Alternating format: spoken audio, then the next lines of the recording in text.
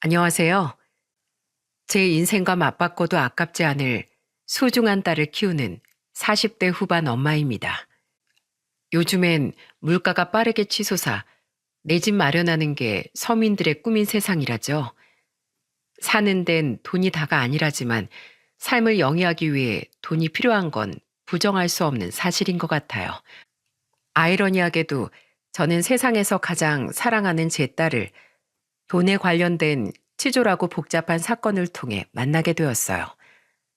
저와 딸의 만남과 지금에 이르기까지 이야기를 지금부터 시작해 보도록 하겠습니다. 저와 남편은 둘 다 가난한 집에서 태어나 3남매 중 첫째였습니다. 불임이었던 남편의 문제로 우리에게 나이가 없었어요. 게다가 지병 때문에 몇 번이나 응급실에 실려갔던 전 결국 일을 그만두고 집에서 부업을 하며 주부로 지내야 했죠. 남편 또한 샤시 공장을 다니며 벌이가 많지 않았기에 우린 형편이 넉넉지 못했어요. 그래도 우린 서로를 의지하며 소소하고 행복한 삶을 이어갔습니다. 남편과 제 결혼을 시작으로 다음엔 시동생이 또다시 2년 뒤엔 막내인 시누이도 결혼을 했습니다. 어부였던 시매부를 따라 시누이는 시골 어촌으로 내려갔고 시동생 부부는 경기도에 저희 집에서 차로 1시간 정도 떨어진 서울에 살고 있었죠. 시부모님과 시누이 그리고 시매부는 좋은 사람들이었던 반면 시동생과 동서는 자기밖에 모르는 이기적인 사람들이었어요. 시동생과 동서는 시댁에 왔다 하면 시댁에 온 살림을 홀라당 들고 갔어요. 라면에 김치에 각종 반찬들부터 시작해서 시아버지의 간식으로 사둔 과자까지 하나도 남김없이 말이죠. 어머님, 아버님, 저희 집 사정 어려운 거 아시죠? 서울에서 전세 대출 이자 내면서 아들, 딸 쌍둥이 키우기가 보통 힘든 게 아니에요. 이해 좀 해주세요. 그러면서도 동서와 시동생은 시부모님께 죄송하다거나 감사하다는 말도 일절 없더군요. 게다가 아이가 없던 전 시조카들을 굉장히 예뻐했는데 그 사실을 잘 알던 동서는 애들을 앞세워 제게 용돈을 받아갔어요. 얘들아, 큰엄마한테 가서 깎아 사 먹게 용돈 주세요 해봐. 그런 거 안 시켜도 내가 우리 조카들 예뻐서 챙겨주려고 했어. 자, 얘들아, 엄마 아빠 말씀 잘 듣고 착하게 커야 한다. 에게 고작 10,000원씩 주세요? 이거 가지고 누구 코에 붙여요? 우리 집 사정 안 좋은 거 뻔히 아는 사람이 왜 그렇게 말해? 싫으면 도로 내놔. 에이, 줬다 뺏는 게 어딨어요. 한 번 주시면 땡이죠. 얘들아, 돈은 엄마가 집에 가서 줄 테니까 엄마한테 맡기고 다음엔 할아버지 할머니한테 인사하고 용돈 받으러 가자. 저와 가족들이 시조카들에게 준 돈은 전부 동서의 주머니로 들어가는 걸 잘 알고 있었지만 저는 아무 말 하지 않고 시조카들에게 용돈을 챙겨줬습니다. 어차피 시조카들을 위해 쓸 돈이라는 걸 알고 있었으니까요. 그렇게 소소하게 욕심을 부리는 건 가족이니 어느 정도 귀엽게 받아줄 수 있었습니다. 하지만 어느 명절날 시동생은 술에 취해 그만 선을 넘고 말았죠. 어머니 아버지, 사는 게 너무 팍팍해요. 자식들한테 집도 하나씩 못 해줄 거면 왜 자식을 셋이나 낳으셨어요? 매번 집주인 눈치 보느라 집에 못 하나도 제대로 못 박는 내 집 없는 서름을 제가 언제까지 겪어야 하냐고요. 금수저 못 돼도 적어도 동수저는 입에 좀 물려주셨어야 되는 거 아닌가요? 하고 많은 수저 중에 흙수저가 뭐예요, 흙수저가. 시어머니는 시동생의 말을 듣고 눈물을 흘리시더군요. 저는 시어머니를 꼭 안고 달래드리기 바빴고 당시 일찍 잠에 드셔서 자리에 계시지 않던 시아버지 대신 남편은 시동생에게 크게 화를 냈습니다. 그 입 안 닥쳐? 부모님이 사지육시 멀쩡하게 낳아주고 길러주신 것만으로도 감사할 줄 알아야지. 어따 대고 어머니한테 술주정이야? 네 애들 앞에서 망신당하고 싶지 않으면 찬물 먹고 정신 차려.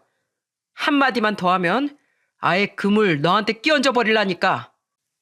그런데 그렇게 자기 집을 가지고 싶다고 노래를 부르던 시동생과 동서는 어느 날 아주 기함할 만한 일을 벌이고 말았습니다. 혜연아, 할머니 할아버지께 인사드려. 시동생과 동서는 대뜸 6살짜리 여자애를 입양했다며 시댁에 데려와 인사를 시키더군요. 자리에 없던 시누이 부부를 제외한 모든 시댁 식구들은 놀라움과 당황스러움을 감추지 못했어요. 시어머니는 시동생 부부에게 입양을 결정한 이유를 물으셨는데 돌아온 동서의 대답에 온 식구들은 더더욱 경악을 금치 못했죠. 먹고 살기 힘들다고 매번 징징대던 애들이 쌍둥이까지 있는 마당에 또 막내를 입양했다고? 도대체 왜?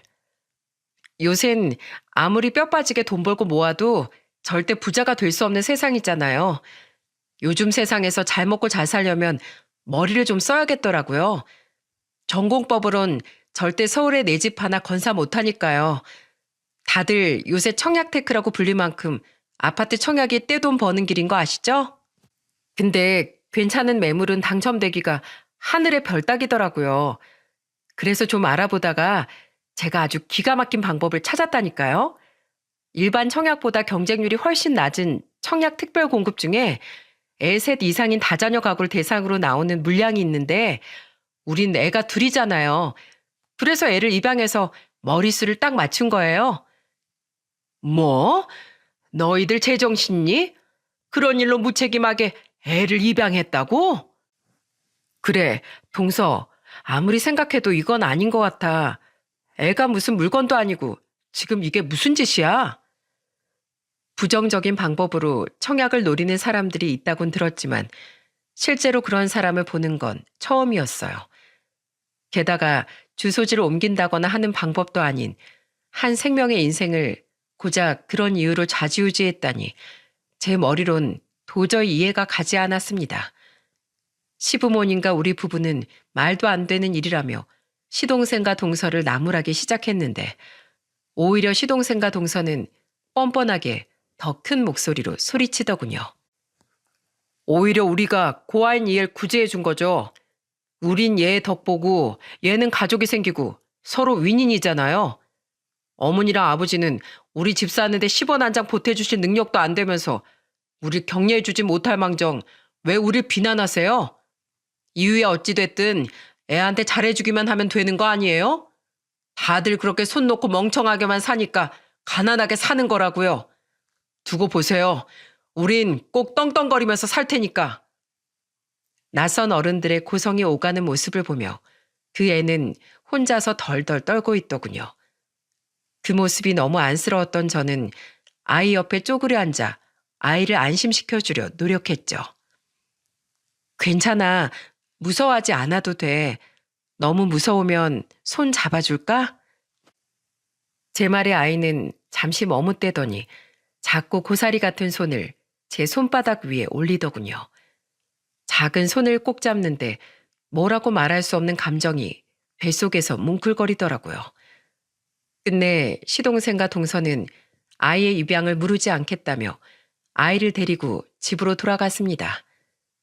동서의 손을 꼭 붙잡고 차에 타던 아이의 뒷모습을 보며 기왕 벌어진 일이니 부디 시동생과 동서가 그 애를 자식들과 차별 없이 키워주길 간절히 바라보았죠. 그리고 놀랍게도 애를 입양한 지 몇 개월이 지났을 때 동서네는 정말로 아파트 청약에 당첨이 되더군요. 시댁 모임 날 동서는 하루 종일 호들갑을 떨었어요. 역시 그때 애를 입양했던 건 신의 한 수였다니까요. 요즘 집값 오르는 추세를 보면 적어도 좋게 1억은 오를 테니 우리 완전 땡 잡았다고요. 작은 오빠도 작은 새언니도 참 대단하네요. 애한텐 잘해주고 있나 몰라요. 나중에 아이 이야기를 전해 듣고 기겁을 했던 시누이는 탐탁지 않은 목소리로 제게 귓속말을 했습니다. 시누이의 말을 듣고 저는 그 애를 바라봤는데 그 애는 쌍둥이 언니 오빠와 전혀 어울리질 못하고 겉돌고 있더군요. 저리 가. 너 자꾸 우리 노는데 끼지 말라고 했지? 고아 주제. 그 애를 밀쳐내는 시조카의 말을 들으니 평소 그 애가 어떻게 지냈을지가 머릿속에 그려지더라고요. 그 모습을 본 저는 애가 너무 안쓰러워 시조카를 나무랐죠. 동생한테 그런 말 하면 안 되지. 혜연이도 엄마 아빠가 같은 엄연한 너희 동생이야. 혜연아 이리 와. 큰엄마랑 놀자. 저는 아이를 마당으로 데리고 나와 텃밭에 있는 채소와 식물들도 보여주고 함께 마을 산책도 하며 놀아주었습니다. 아이는 처음엔 어색한 듯 제 손을 잡고 주변을 두리번대더니 이내 긴장이 풀리며 신이 나서 이리저리 뛰어다녔어요. 큰엄마, 저기 강아지 있어요. 멍멍아, 멍멍해봐. 멍멍이도 큰엄마처럼 혜연이가 좋은가 보다. 그지? 큰엄만 제가 좋아요? 저희 엄마 아빠랑 오빠랑 언니는 절 별로 안 좋아하는 것 같아요. 가족 이야기를 하며 다시 힘이 없어지는 아이가 너무 안쓰러워 저는 집으로 돌아오기 전 동서를 불러 조용히 이야기했어요. 동서, 집도 집이지만 혜연이 잘 보살펴주고 있는 거 맞지? 애가 자기 언니 오빠랑 잘 어울리지도 못하고 가족들이 자기를 별로 안 좋아한다고 생각하는 것 같아서 마음이 영 안 좋네. 애 좀 잘 챙겨줘. 잘 챙겨주고 있어요. 씻기고 먹이고 얼마나 손이 많이 가는데요. 애가 워낙에 내성적이어서 가족이랑 잘 못 어울리는 것 뿐이에요. 저희의 일은 제가 알아서 할 테니까 신경 쓰지 말아주세요, 형님. 동서는 아니라고 말했지만 저는 계속해서 그 애에게 마음이 쓰였어요. 그래서 가족 모임 때마다 저는 다른 시조카들보다 유별나게 그 애를 챙겨주었는데 그 애 또한 저에게 마음을 열었는지 저만 보면 제 옆에만 꼭 붙어 있더라고요. 저는 그렇게 그 애와 차츰 정이 들어갔죠. 그러던 어느 날 볼 일이 있어 서울에 갔던 전 그 아이 생각이 나서 시동생의 집에 들르게 되었습니다.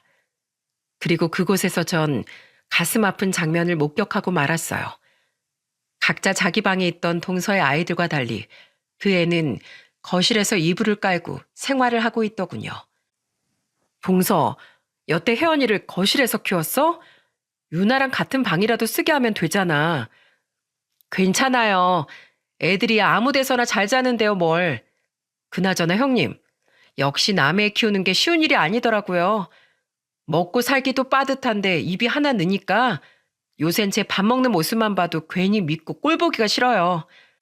아파트 완공되고 입주하자마자 얼른 쟤부터 파양해야겠어요. 입주 전에 파양하면 청약 당첨된 게 취소될 수 있어서 그 전까진 돌려보내지도 못하고 보통 골칫거리가 아니라니까요. 동서는 마치 마트에서 물건을 반품한다는 이야기를 하듯 아무렇지도 않게 파양 이야기를 꺼내더군요. 그것도 뻔히 아이가 듣는 앞에서 말이죠.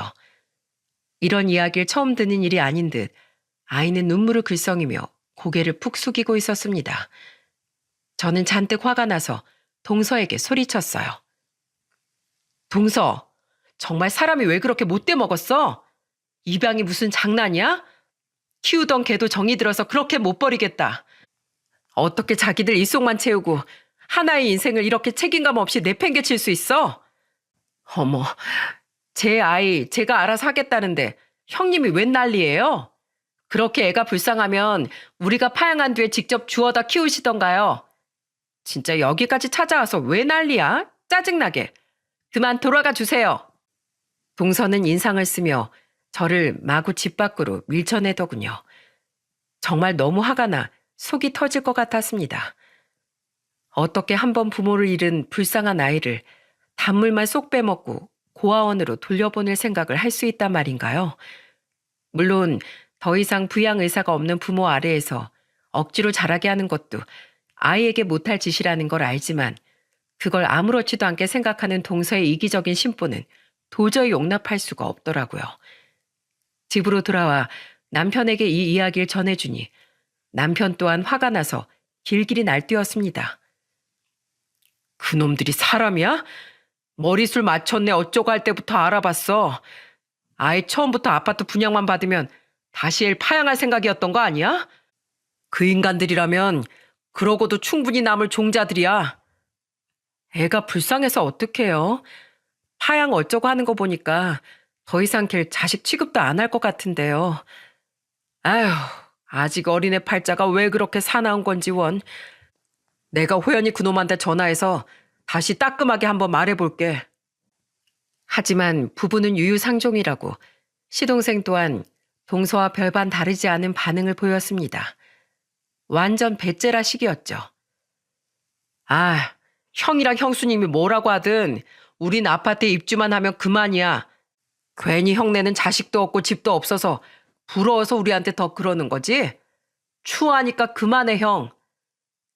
그 뒤 시부모님까지 자신들을 비난하자 시동생과 동서는 시댁에는 얼굴을 잘 비추지 않더군요. 애가 너무 걱정됐지만 집으로 찾아간다고 한들 문전박대 당할 것이 뻔했고 우리가 그 애를 위해 당장 할 수 있는 일도 없었기에 저와 남편은 그저 안타까워할 수밖에 없었죠. 하지만 시동생과 동서는 그렇게 고대하던 아파트에 결국 입주하지 못했습니다. 어느 날 시어머니는 제게 전화를 걸어 놀라운 소식을 전해주셨어요. 큰애야, 둘째네 아파트 청약 당첨이 취소됐다는구나.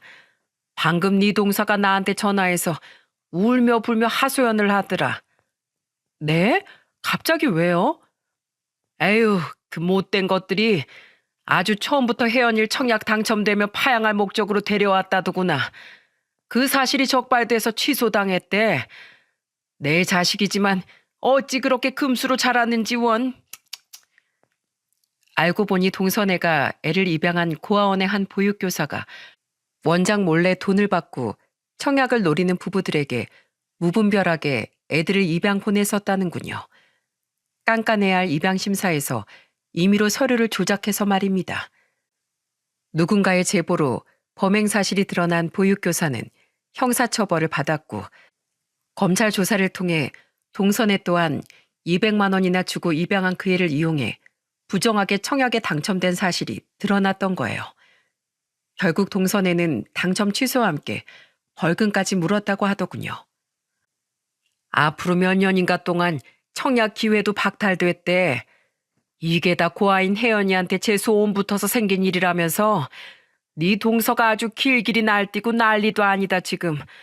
그 화풀이를 그 어린 것에게 하진 않을까 걱정이구나. 시어머니의 말을 듣고 저는 그 애가 걱정이 됐어요. 애를 파양도 못해서 골치라던 동서의 말이 자꾸만 머릿속에 맴돌았죠. 저는 외투를 챙겨 입고 무작정 시동생의 집으로 향했습니다. 설마 그 인간들이 시어머니의 말처럼 아이에게 화풀이를 하고 있진 않을까 싶어 가는 내내 가슴이 마구 쿵쾅대더군요. 그리고 시동생의 집 앞에 도착한 전 눈앞의 광경에 왈칵 눈물이 차오르고 말았습니다. 혜연아, 왜 여기 나와 있어? 그 애는 그 추위에 겉옷도 걸치지 못한 채로 집 문 옆에서 오들오들 떨고 있었어요. 크게 놀란 전 얼른 입고 있던 외투를 벗어 아이의 등에 들러주며 아이를 살폈죠. 아이는 저를 보더니 울음을 터뜨리며 제게 안겼습니다. 큰엄마, 엄마가 집에 못 들어가게 해요. 저한테 막 물건들을 던지다가 꼴도 보기 싫으니까 앞으로 저 알아서 혼자 살래요. 큰엄마, 저 다시 고아원으로 돌아가야 돼요? 저 가기 싫어요. 엄마 아빠도 무섭지만 원장님도 너무 무섭단 말이에요. 아이는 거의 숨이 넘어갈 듯 꺽꺽대며 울더군요. 어찌나 서럽게 울던지 아이를 달래던 저까지 울음이 터져 저는 눈물을 흘리며 아이를 달랬습니다. 울지 마, 혜연아. 큰엄마가 왔으니까 이젠 다 괜찮아. 이 불쌍한 거. 우선 추우니까 큰엄마 집으로 가자. 저는 몸이 잔뜩 차가워진 아이를 끌어안고 택시를 잡아 집으로 데려왔습니다. 택시를 타기엔 먼 거리라 택시비가 어마어마하게 나왔지만 당시엔 어떻게든 빨리 오들오들 떠는 아이를 따뜻한 집으로 데려와야겠다는 생각뿐이었죠. 울다 지친 아이를 씻기고 달랜 저는 혹시 몰라 아이에게 감기약을 먹이곤 아이를 안방 침대에 재웠어요. 그리고 아이가 잠들자마자 동서에게 전화해 입에 거품을 물고 난리를 쳤습니다. 동서, 정말 미쳤어? 이 겨울에 애를 맨몸으로 집 밖에 내쫓으면 어쩌자는 거야? 밖에 얼마나 오래 있었는지 아무리 애 몸을 녹여도 한기가 안 가시더라. 청약이 물 건너갔으니 이젠 애가 어떻게 되든 상관없다 이거야? 애 보낼 때 보내더라도 애를 이렇게 막대하면 안 되지. 내가 안 가서 애한테 정말 큰일이라도 생기면 어쩔 뻔했어? 진짜 지겨워 죽겠네요. 그래서 뭐 어쩌라고요? 제가 남의 집 일에 제발 신경 끄라고 계속 말하지 않았던가요? 형님이 뭐라고 하던 우린 걔 파양할 거니까 형님이 그렇게 싸고 도는 걔를 데려다 키우던가 말던가 알아서 하세요. 진짜 재수없게 혼자 더럽게 착한 척이야. 퇴근 후 아이를 데려온 자초지종을 들은 남편은 크게 분노하며 그 저녁에 시동생의 집으로 달려가더군요. 그리고 한참 뒤 집으로 돌아온 남편은 잔뜩 상기된 얼굴로 제게 이렇게 말했죠. 개자식, 내가 그런 놈 형이라는 게 창피해서 견딜 수가 없어. 내가 재수 씨한테 어떻게 애한테 그런 짓을 할 수 있냐고 따졌더니 호연이 그놈이 나한테 대들더라. 자기 아내가 뭘 잘못했냐면서 말이야. 까놓고 말해서 자기가 자선 사업가도 아닌데 더 이상 득볼 곳도 없는 마당에 왜 그 애를 먹여주고 재워줘야 하니?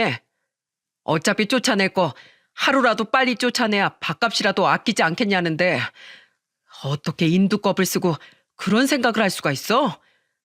아직 8살밖에 안 된 저엔 무슨 죄냔 말이야. 너무 화가 나서 나는 더 이상 널 안 보겠다고 말하고 나와버렸어. 아, 정말 돈이 무섭다 무서워. 얘는 또 어떻게 해야 하나?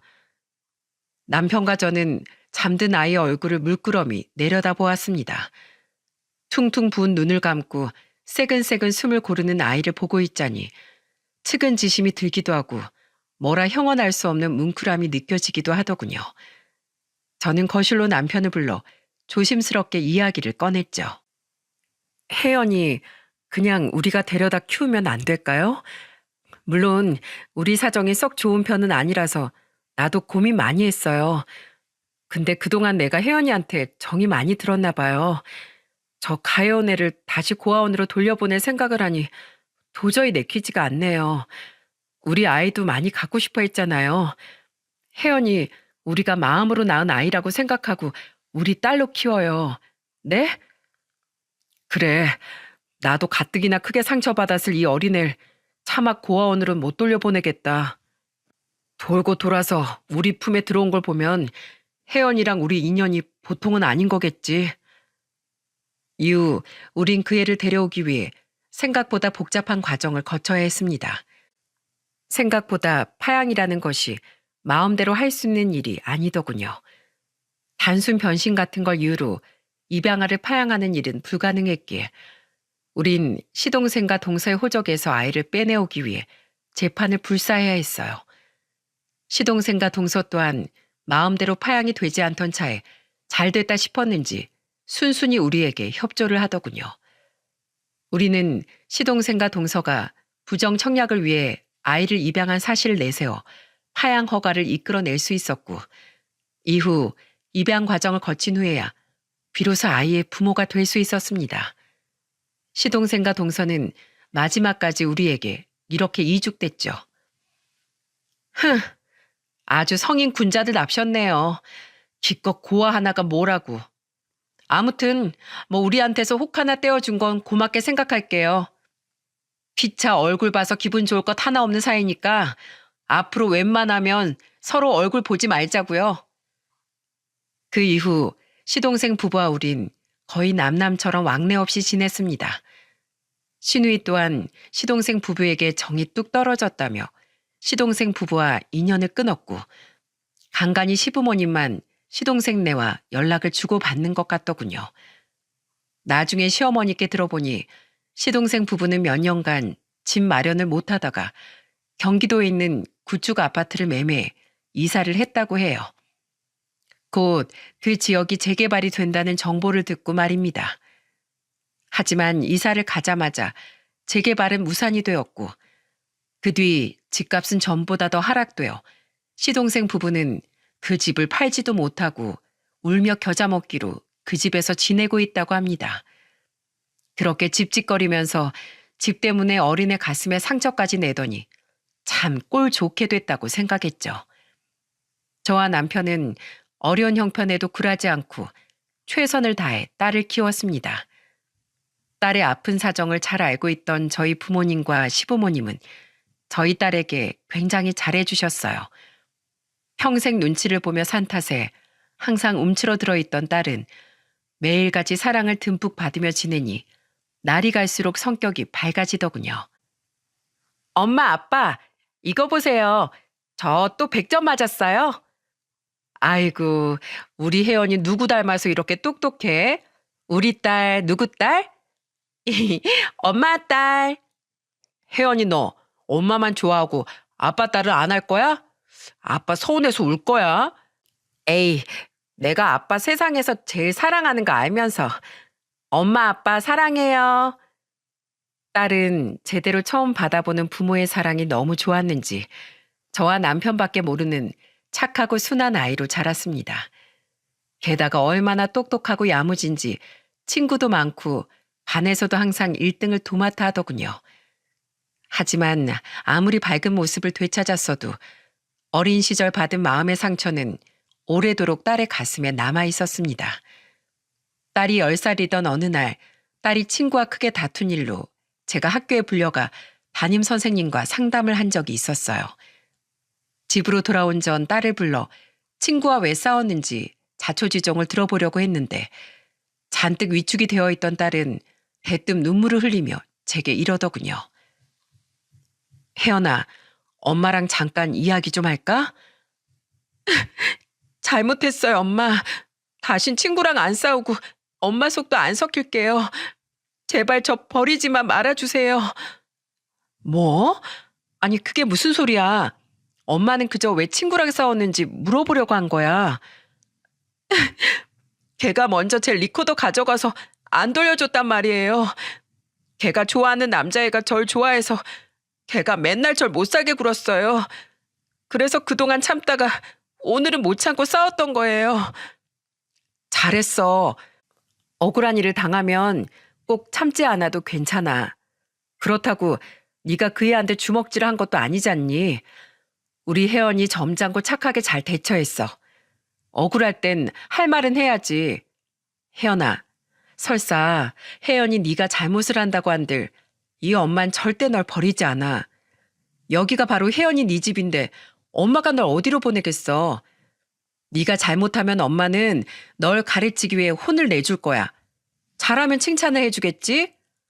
그렇게 널 올바른 사람으로 키워내는 게 부모인 이 엄마가 할 일이야. 잘못한 자식일지언정 네가 내 자식이 아니게 되는 일은 절대 없을 거란다. 딸은 버려지는 일에 대해 엄청난 트라우마가 생겨 있었더라고요. 2번이나 부모를 잃은 셈이니 그럴 만도 했죠. 많이 겁을 먹었는지 제 말을 들은 딸은 제게 안겨 엉엉 울더군요. 그 뒤로 저는 딸에게 안정감을 심어주기 위해 남편과 끝도 없이 노력했고 없는 사정에도 돈을 어떻게든 쪼개 딸을 아동심리상담센터에 보냈어요. 덕분에 딸은 해가 지날수록 안정을 되찾았고 중학교에 들어갈 무렵엔 더 이상 상담센터를 다니지 않을 만큼 정신적으로 건강해졌죠. 그런데 딸이 중학교 3학년이었던 해에 어느 주말 우리 집에 상상도 못할 손님 한 사람이 찾아왔습니다. 안녕하세요. 여기가 박태수 씨 댁이죠? 혹시 따님분 이름이 박혜연이 맞으실까요? 네, 그런데요. 누구세요? 엄마, 누구 왔어요? 남편과 딸이 다 같이 거실에서 TV를 보고 있는데 웬 남자 한 명이 저희 집 초인종을 누르더군요. 남자는 저희 남편의 집이 맞냐며 저희 딸을 찾더니 제 뒤를 따라 고개를 내민 딸을 보곤 대뜸 눈시울을 붉히더라고요. 대체 누구시길래 갑자기 우시는 거예요? 네가 혜연이구나. 인사가 늦었습니다. 저 혜연이 생부되는 사람입니다. 전혀 예상 못한 남자의 정체에 저는 너무 놀라 입을 다물지 못했어요. 다시 퍼뜩 정신을 차린 전 우선 남자를 집 안으로 들였죠. 딸은 알 수 없는 표정으로 자신의 생부라는 그 남자를 바라보고 있었고 남편은 경계심 어린 눈으로 그 남자를 관찰하고 있었습니다. 그렇게 우리의 시선을 한 몸에 받은 그 남자는 이제야 딸을 찾아오게 된 사정을 털어놓더군요. 갑자기 왜 이제 와서 우리 애를 찾아온 거예요? 여태껏 아무런 소식도 없었으면서요. 죄송합니다. 사실 전 혜연이가 고아원에서 자랐을 거라곤 상상도 못했어요. 혜연이가 돌이 지나고 얼마 안 돼서 전 아내와 성격 차이로 이혼을 했어요. 가난하고 부모도 없던 저를 부동산 졸부였던 처가에선 굉장히 무시했었는데 나중엔 아내까지 절 무시했거든요. 저는 딸을 부양할 능력조차 없었기에 혜연이를 애 엄마에게 맡길 수밖에 없었죠. 그 뒤로 저는 어떻게든 성공하겠다는 일념 하나로 일본으로 이민을 갔습니다. 그곳에 살던 대학 친구가 도움을 줬거든요. 저는 그곳에서 운 좋게도 좋은 기회를 얻어 어렵게 사업을 성공시킬 수 있었어요. 한국에선 인정받지 못하던 제 기술을 일본의 한 투자자가 알아봐 줬거든요. 특허를 내고 작게 시작한 사업이 좋은 사람들을 만나면서 운 좋게 잘 풀린 거죠. 그동안 전 전처와 처가와는 일절 연락을 하지 않았어요. 결혼 생활 내내 정말 신물이 나도록 당해서 두 번 다신 그 낯짝들을 보고 싶지 않았거든요. 하지만 일본에 있는 내내 전처에게 두고 온 딸이 눈에 가시처럼 밟혀서 너무 괴로웠습니다. 그래서 어떻게든 빨리 성공해서 능력을 키워 전처에게서 딸을 데려오려고 정말 열심히 살았어요. 아니, 데려오진 못하더라도 딸 앞에 당당한 아빠로서 나타나고 싶었죠. 그렇게 밑바닥부터 기어 올라와 성공을 한 뒤 전철 찾아갔다가 정말 기절하는 줄 알았습니다. 전처는 저와 이혼한 지 1년도 되지 않아 잘 사는 집 남자 재혼을 했는데 그쪽 집안에서 애를 반기지 않았던 모양이에요. 그럼 부모로서 당연히 자식을 선택해야 하는 거 아닙니까? 기가 막히게도 전처는 자기 앞길만 생각하고 자기 부모랑 합심해서 애를 고아원에 버렸더라고요. 저는 혜연이가 고아원에서 힘들게 지내고 있을 줄은 상상도 못했습니다. 겨우겨우 수소문한 끝에 혜연이가 두 분께 입양된 걸 알게 되자마자 곧바로 이곳으로 달려온 거예요. 들어보니 생부의 사정도 참 아이러니하고 딱하더군요. 딸이 버려진 줄도 모르고 그 오랜 시간 딸을 그리워하기만 했다던 딸의 생부는 저희 딸을 끌어안고는 오열을 했죠. 이 아빠가 미안하다 혜연아. 네가 고아원에 있는 줄 알았더라면 내가 진즉에 널 데려왔을 텐데 자식의 불행을 꿈에도 모르고 나 혼자만 잘 먹고 잘 살던 이 아빠를 용서하지 말거라. 그렇게 힘든 상황에서도 이렇게 예쁘게 잘 자라줘서 정말 고맙구나. 아니요, 저 하나도 안 힘들었어요. 비록 어렸을 때 나쁜 일들을 겪긴 했지만 그 덕분에 지금 저희 엄마 아빠를 만날 수 있었는걸요. 저희 집 비록 조금 가난하긴 해도 저희 부모님은 부족한 거 하나 없이 절 잘 키워주셨어요. 그래도 이렇게 절 낳아준 친아빠를 만나서 저 너무 기뻐요. 제가 친부모 두 사람 모두에게 버림받지 않았다는 사실을 알게 되었으니까요. 딸은 눈물을 뚝뚝 흘리며 생부에게 이야기했습니다. 한참 뒤 겨우 눈물을 그친 딸의 생부는 딸에게 함께 일본으로 가자고 이야기하더군요. 그 말을 듣는데 갑작스럽게 딸을 잃을 수도 있겠다는 생각에 심장이 쿵 하고 내려앉았어요. 하지만 무엇보다 딸의 의사가 제일 먼저라고 생각했기에 저와 남편은 서로 손을 꼭 마주잡고 딸의 대답을 기다렸죠. 그건 싫어요. 저는 엄마 아빠 옆에서 떨어지기 싫으니까요. 혜연아, 그래도 이 아빠랑 일본에 가면 지금보다 더 풍족하게 살 수 있어. 어머님, 아버님 뒤늦게 찾아와서 갑자기 혜연이를 데려가겠다고 말씀드리긴 정말 죄송하지만 말씀드렸다시피 저 정말 성공했습니다. 제가 혜연이를 데려가면 훨씬 더 나은 환경에서 애를 더 잘 키울 수 있어요. 다른 나라에서 산다는 것도 애한테 아주 귀중한 경험이 될 거고요. 그러니까 혜연이 저한테 좀 보내주시면 안 될까요? 저 이제라도 제 딸을 잘 보살피며 살고 싶습니다. 애를 위한 일이라면 우리가 못할 일이 뭐가 있겠습니까? 다만 제일 중요한 건 혜연이의 마음이니까 애 의사를 존중해 주기로 하죠. 하지만 딸은 끝까지 자신의 생부와 함께 살길 거부하더군요. 나중엔 화까지 내며 거절하는 딸의 태도에 딸의 생부는 망연자실한 듯 보였어요. 결국 생부는 딸을 설득하는 걸 포기했는지 저와 남편에게 이런 제안을 했습니다. 그런데 그 제안이라는 것이 사람을 참 기가 차게 만들더라고요. 그럼 제가 혜연이를 더 나은 환경에서 지내게라도 할 수 있도록 이 낡은 전셋집에서 이사시켜드리겠습니다. 아버님 직장까지 출퇴근도 용이한 위치에 있는 서울의 아파트를 한 채 두 분 명의로 마련해드릴게요. 아무래도 애를 공부시키기엔 서울이 훨씬 학군이 좋을 테니까요. 단 몇 가지 조건이 있습니다. 첫째, 한 달에 한 번은 제가 딸을 만나게 해줄 것. 둘째, 집을 포함한 모든 저의 금전적인 지원은 딸을 위해서만 사용했다는 걸 항상 자료로 증빙할 것. 셋째, 딸의 장래에 관한 모든 일은 저와 상의 후 결정할 것. 이렇게 세 가지만 지켜주신다면 제가 당장 내일이라도 집을 얻어드릴게요. 저기요, 지금 우리 부모님한테 엄청 무리하고 있는 거 아세요? 생부가 말을 마치자 딸은 버럭 화를 냈어요. 딸의 생부는 마치 선심을 쓰듯 마치 우리가 자신에게 딸을 빌미로 집을 요구한 것처럼 말하더군요. 그 말을 들으니 딸의 생부에 대한 연민이 싹 사라지더라고요. 우리가 딸을 어떤 마음으로 얼마나 귀하게 키웠는데 이런 대접을 받아야 하나 싶어서 화가 났습니다. 우리가 돈 때문에 혜연이를 키운 것도 아니고 지금껏 좋은 집 없어도 우리 세 식구 잘 살았습니다. 그렇게 비굴하게 들어가야 하는 집 따윈 우린 필요 없어요. 애가 원한다면 한 달에 한 번이든 일주일에 한 번이든 언제든지 만나세요. 근데 평생 애랑 살지도 않던 사람에게 생부란 이유로 사사건건 아이에 대해 상의하고 보고하고 싶진 않네요. 대체 사람을 뭘로 보고 저딴 것들을 조건이란 이름으로 내건답니까? 돈 때문에 전 처가에서 무시당했다더니 지금 그쪽도 돈으로 우리에게 갑질하는 거 아닙니까? 혜연이 부모로서 너무 기분 나쁘네요. 이만 돌아가세요.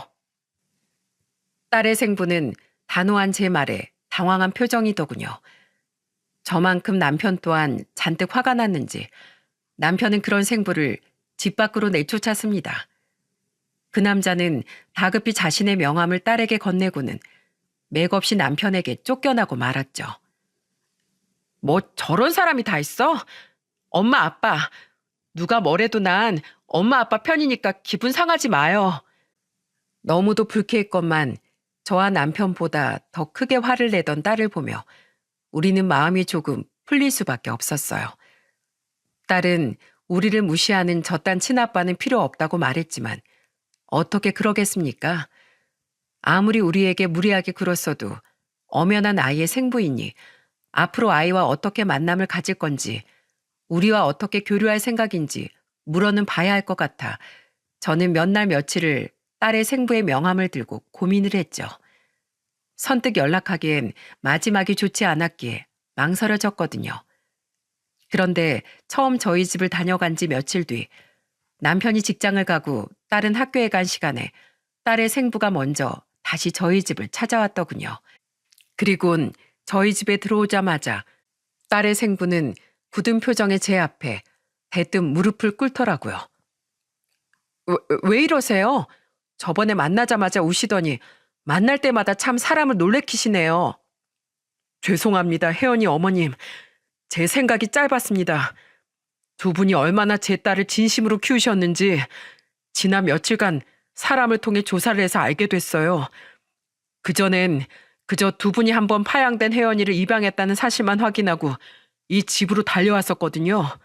그래서 두 분이 어떤 분들인지 제대로 알지 못했기에 딸이 걱정되는 마음에 그만 제가 섣불리 무례를 범했습니다.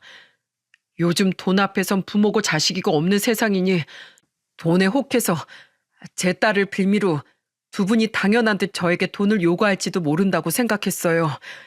정말 죄송합니다. 타지에서 사업을 하며 별의 별일을 다 겪다 보니 제가 의심이 너무 많아졌어요. 이젠 두 분이 절대 그러지 않을 분들임을 잘 압니다. 그러니 제가 말한 조건들은 전부 듣지 않은 것으로 생각해 주세요. 두 분께서 원치 않는다면 앞으로 제 딸 앞에 나타나지도 않을 테니 부디 제 딸을 더 나은 환경에서 자랄 수 있게, 그리고 제가 두 분께 고마움을 전할 수 있게 제발 제 마음만은 받아주세요. 제가 이미 좋은 아파트를 봐두었습니다. 제발 부탁드립니다. 자식이 잘 되길 바라는 건 모든 부모의 공통된 마음이 아니겠습니까? 다시 한번 무례를 범해서 정말 죄송합니다. 딸의 생부는 한참 동안 고개를 들지 못했어요. 구구절절 진심 어린 사과를 들으니 그나마 남아있던 불쾌함도 사르르 녹아내리더군요. 저는 여전히 무릎 꿇고 있는 딸의 생부를 일으킨 후 사과를 받아들이겠다고 이야기했죠. 이해합니다. 자식을 위해서라면 어떻게든 돌변할 수 있는 게 바로 부모 아니겠어요? 저와 남편은 딸을 위한 딸의 생부의 마음을 받아들여 아파트를 받기로 했습니다. 우리는 얼마 뒤 곧바로 딸의 생부가 마련해준 아파트로 이사를 했죠. 결혼 후 처음으로 갖게 된 자가를 보니 두근거리는 마음은 어쩌지 못하겠더라고요. 딸은 그 뒤로도 한동안 자신의 생부에게 삐져 있었는데 어떻게든 딸의 마음을 풀고 딸에게 다가가려는 생부의 갖은 노력에 딸은 결국 마음을 열게 되었습니다. 딸을 만나러 올 때마다 잔뜩 상기된 표정의 생부를 보니 자식을 대하는 아빠의 마음이 제게까지 전해져 참 마음이 뭉클해지더군요. 그런데 이사를 한 지 얼마 되지 않아 웬 불청객 한 명이 저에게 전화를 걸었더군요. 잘 지내셨어요, 형님? 그 사람은 바로 저희 딸을 파양한 후 인연을 끊고 살던 동서였습니다. 그 사이 번호를 바꾼 건지 동서는 모르는 번호로 제게 전화를 걸었더라고요. 저는 떨떠름한 목소리로 동서에게 왜 전화를 했냐고 물었는데 돌아온 동서의 대답에 저는 처음으로 사람에 대한 엄청난 혐오감을 느낄 수 있었어요. 형님, 혜연이 생부가 찾아와서 선물이라고 서울의 신축 아파트를 사줬다면서요? 어머님이 말씀해 주셨어요. 어머님은 저 좀 반성하라는 의미로 말씀해 주신 것 같은데 그 말 들으니까 그때 걔를 내쫓은 게 후회가 되긴 하더라고요. 아휴, 이럴 줄 알았으면 좀 귀찮아도 그냥 데리고 있을 걸 말이에요. 아무튼 형님, 어머니께 제 남편 사업하다 잘못돼서 요새 집에만 있다는 얘기 들으셨죠?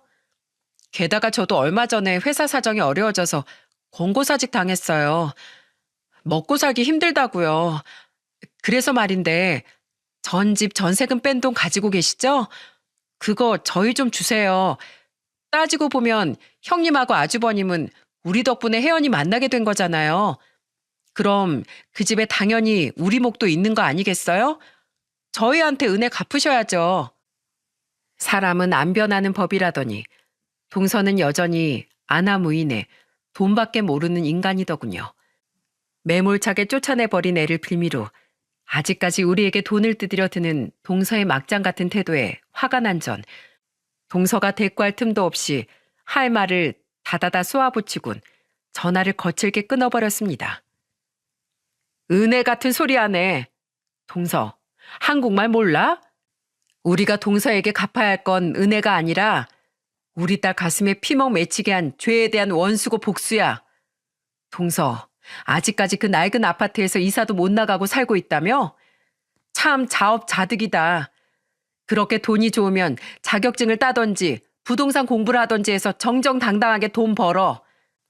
엄한 애를 입양했다 파양하는 천벌받을 짓이나 그 애를 빌미로 허무맹랑한 돈을 뜯어낼 생각만 하지 말고. 그러니까 너희들 인생이 아직까지 그 모양 그 꼴인 거야. 또다시 그 입에서 우리 딸 이름 들먹이면서 나한테 연락했단 봐. 그땐 자식을 모욕당한 부모가 눈깔이 얼마만큼 돌 수 있는지 두 눈으로 제대로 확인할 수 있을 테니까 제발 언젠간 우리 딸한테 한 몹쓸 짓 다른 사람한테 그대로 돌려받길 바래. 내 전화기 썩으니까 2번 다신 나한테 전화하지 마. 참 마지막까지 기분 더러운 인간이었어요.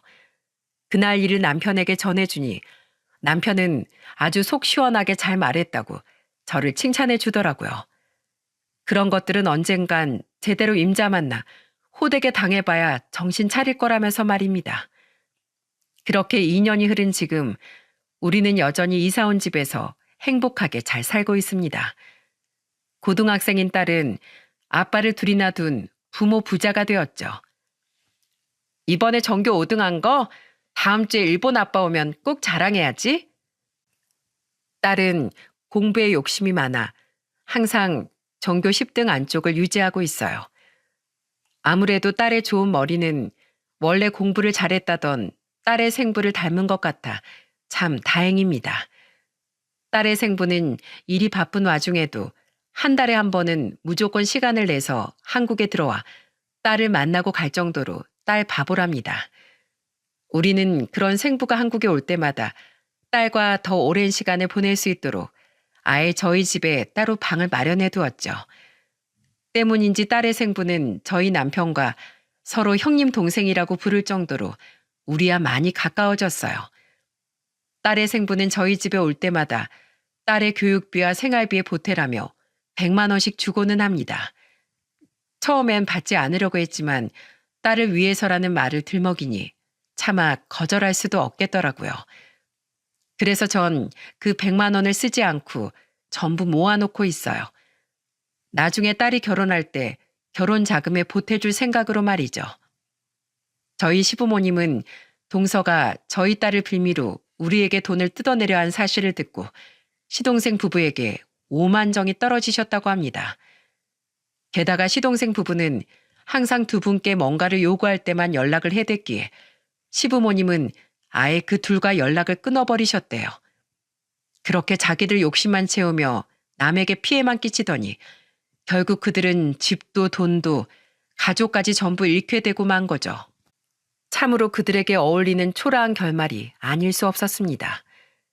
저는 앞으로도 저희 딸 눈에 눈물 날 일 없게 사랑으로 딸을 보듬고 지켜주며 살아가려고 합니다. 더 이상 그 어떤 풍파도 충분히 아픈 시간을 견뎌온 저희 딸에게 상처를 낼 수 없게 말이죠.